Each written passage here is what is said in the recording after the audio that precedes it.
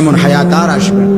প্রতিদিন যুবকও মারা যায়, বুড়াও মারা যায়, কোলের বাচ্চাও মারা যায়। এই এখন আমি একজন ভাই আমার সাথে জড়ায় ধরে কাঁদছে ওখানে চান্দিনা, যে হুজুর আমার বাচ্চাটা আজকে জন্ম নিছে, আজকে আবার মারা গেছে। লোকটা অজরে কাঁদতেছে, ওই যে দোয়া করে।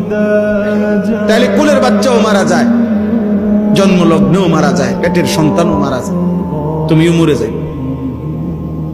তোমাকে যতক্ষণ আল্লাহ হায়াত দিছে নাফরমানির জন্য না, জিনার ব্যভিচারের দৃশ্য দেখার জন্য না। মুসলমানের সন্তান এত বড় অসভ্য হইও না। একটা লজ্জাস্থানের জন্য, একটা লজ্জাস্থানের চাহিদার জন্য এমন সুন্দর হায়াত জন্তু জানোয়ারের মতো নষ্ট করে দিও, কুকুর বিড়ালের মতো নষ্ট করে দিও।